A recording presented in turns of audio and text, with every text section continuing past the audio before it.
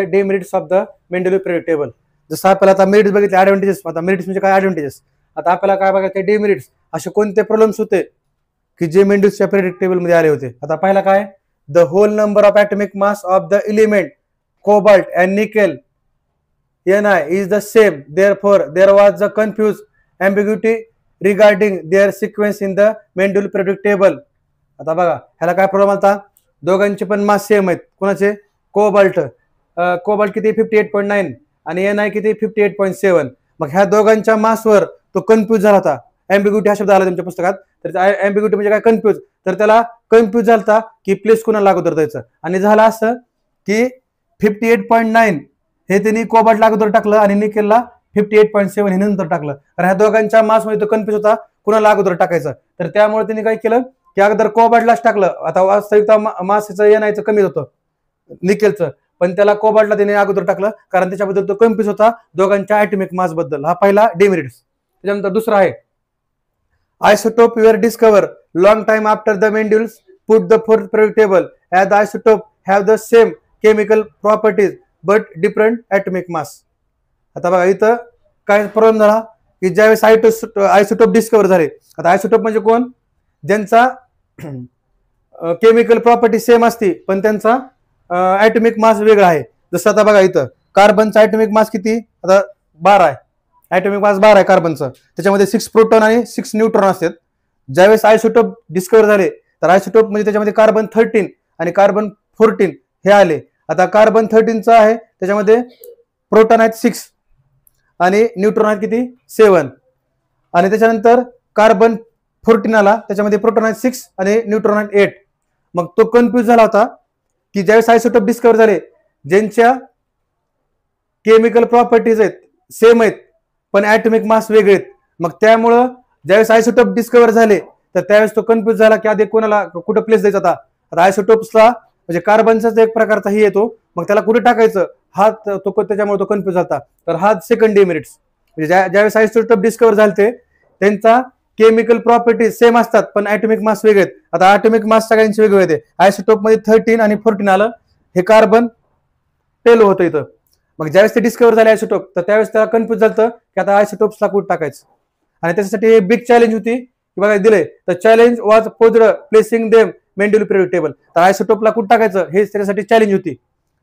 समजतंय, ज्यांची chemical property same आहे पण ॲटॉमिक मास वेगळे, तर त्यामुळे ते ज्यावेळेस आयसोटोप डिस्कवर झाले तर त्यावेळेस त्याला त्याच्यासाठी चॅलेंज होती की आता प्लेस कुठे द्यायचं आयसोटोपला मेंडेलिव्ह पिरियड टेबल मध्ये. तर हा दुसरा डिमेरिट्स. समजतंय. तिसरा पॉईंट काय, when the element arranged the increased order of atomic masses the rise in the atomic mass does not appear uniform. आता जे टेबल मध्ये त्यांनी प्लेस केलं एलिमेंट्सला पिरियड टेबल मध्ये ते कशावर केलं, ॲटॉमिक मासवर. मग आता ह्याच्या ॲटॉमिक मासवर कुठेही युनिफॉर्म दिसत नाही. युनिफॉर्म म्हणजे काय, आता बघा सोडियम आणि मॅग्नेशियम ह्यांचा ॲटॉमिक मास जे आहे एकाचा 23 आहे एकाचा 24 आहे. इथं किती एकचा डिफरन्स आहे. पुन्हा मॅग्नेशियम आणि ॲल्युमिनियम मध्ये जर तुम्ही बघितलं तर 3.7चा फरक आहे. परत पुन्हा ॲल्युमिनियम आणि सिलिकॉन मध्ये बघितलं तर 7.7चा फरक आहे फक्त. आणि सिलिकॉन आणि फॉस्फरस मध्ये 3चा फरक आहे. मग हे कुठंही म्हणजे युनिफॉर्म होतं का, एकसारखं कुठेही दिसत नव्हतं. तर त्यामुळं it was not possible therefore predict the how many element could be discover between the two heavy element. दोन हेवी एलिमेंटच्या मध्ये कोण येईल ह्याला डिस्कवर करणं अवघड झालं होतं. कारण का, तर हे तर युनिफॉर्म कुठे नव्हतं आणि आता हे झालं लाईट एलिमेंट्स म्हणजे त्यांचं ॲटॉमिक मास खूप कमी आहे. पण जर हेवी एलिमेंट घेतले, आता इथं बघा कॅडमियम आहे 112 आणि दुसरा आहे इंडियम आहे 113. आता ह्यांचे ॲटॉमिक मास जे आहेत एकदम हेवी आहेत पण, आणि टीनचं किती 118. मग ह्या दोन एलिमेंटच्या मध्ये कोणता एलिमेंट डिस्कवर होईल हे त्याला प्रिडिक्ट करणं अवघड झालं होतं. तर कारण कुठेही ते मास युनिफॉर्म नसल्यामुळं दोन हेवी एलिमेंटच्या मध्ये कोणता एलिमेंट डिस्कवर होईल हे त्याला अवघड होतं. तर हा तिसरं त्याचं डिमेरिट झालं. आता चौथं डिमेरिट्स काय बघा, आता position of hydrogen show the similarity with halogen group 7. For the example molecular formula of the hydrogen H2 while molecular formula of chlorine are F2 and Cl2. आता इथं दिलंय बघा मी ऑलरेडी. आता एलिमेंट मॉलिक्युलर फॉर्म्युला बघितला तर diatomic मला H2 आणि Cl2. आता कंपाऊंड मेटल बरोबर NaH आणि NaCl ह्यांच्याबरोबर पण काय झालेले आहेत म्हणजे ग्रुप नंबर 7 आणि ग्रुप नंबर 1 ह्यांच्याशी काय लागलंय, म्हणजे हायड्रोजनची करेक्ट पोझिशन कुठे आहे द्यावी हे त्याच्यासाठी ते कन्फ्युज होता. कारण हा कोणावर ग्रुप नंबर 1 मध्ये पण त्याचा मॅच व्हायला होता आणि जो ग्रुप नंबर 7 जो हॅलोजन फॅमिली आहेत त्यांच्याबरोबर पण तो काय होत होता, हायड्रोजन फिक्स होत होता. कारण हायड्रोजन जो आहे NaH होऊन सोडियम हायड्राइड आणि तर NaCl म्हणजे हे मेटल बरोबर हे दोन कंपाऊंड बनवायला, नॉन मेटल बरोबर पण CH4 आणि CCl4 म्हणजे टेट्राक्लोराइड समजतंय, आणि तर CH4 म्हणजे मिथेन ह्यांच्या बरोबर म्हणजे मेटल बरोबर पण कंपाऊंड बनवायला, नॉन मेटल बरोबर पण कंपाऊंड बनवायला, म्हणजे ग्रुप नंबर 1 मध्ये पण तो मॅच व्हायला होता, ग्रुप नंबर 7 बरोबर पण तो मॅच होता. मग त्याला आणि त्याच्यानंतर इथं पण आपण कंपाऊंड ऑफ HCl पण बनायला लागलं, H2O बनायला, H2S बनायला, इथं कंपाऊंड ऑफ NaCl Na2O. मग त्याला प्रश्न पडला की आता हायड्रोजनची करेक्ट पोझिशन कुठे द्यावी, ग्रुप नंबर 1 मध्ये द्यावी का ग्रुप नंबर 7 मध्ये द्यावी, तर त्यासाठी तो कन्फ्युज होता.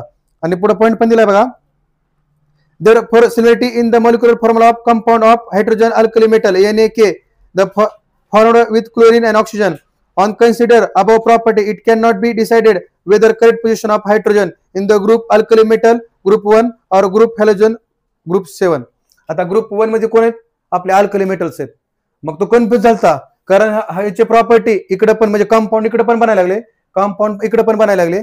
मग त्याला आता करेक्ट पोझिशन कुठे द्यावी, ग्रुप नंबर 7 मध्ये कोण आहे, हॅलोजन्स आहेत, ग्रुप नंबर 1 मध्ये कोण आहेत, अल्कली मेटल आहे. मग त्याला अल्कली मेटल बरोबर ठेवायचं का हॅलोजन फॅमिली बरोबर ठेवायचं ह्यासाठी तो कन्फ्युज होता. तर त्यामुळे हायड्रोजनला त्याने कुठं टाकलं, अल्कली मेटल बरोबर टाकलं. समजतंय. तर हे किती मेरिट आहे याचं, चौथं डिमेरिट्स. म्हणजे पहिलं काय होतं की कोबाल्ट आणि निकेलची म्हणजे ॲटॉमिक मास जे होतं जवळपास सिमिलर होतं, फक्त थोडाफार फरक होता. पण इथं काय झालं की कोबाल्टला त्याने अगोदर टाकलं निकेलच्या अगोदर. समजतंय. ह्या पहिला डिमेरिट्स म्हणजे त्याच्याबद्दल कन्फ्युज होता की कोबाल्ट अगोदर टाकायचं का निकेल अगोदर टाकायचं. दुसरा काय होता की ज्यावेळेस आयसोटोप डिस्कवर झाले तर त्या आयसोटोप्सला म्हणजे त्यांचा केमिकल प्रॉपर्टी सेम आहे पण मॉलिक्युलर ॲटॉमिक मास वेगळे आहे.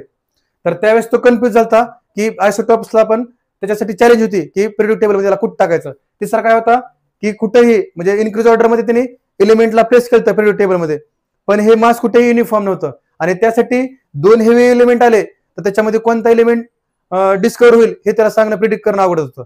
आणि चौथा काय होता की हायड्रोजन ग्रुप नंबर 1 अल्कली बरोबर पण कंपाऊंड तयार करायला लागला आणि हॅलोजन बरोबर पण तो कंपाऊंड तयार करायला लागले. मग त्याला हायड्रोजनला तिचं प्लेस कुठे द्यावं, अल्कली मेटल बरोबर द्यावं का हॅलोजन फॅमिली बरोबर द्यावं ह्यासाठी तो कन्फ्युज होता. तर हे तिचं आणि त्याने टाकलं कुणाबरोबर टाकलं, अल्कली मेटल बरोबर टाकलं आणि त्यामुळं हे चौथं तिचं डिमेरिट झालं. समजतंय.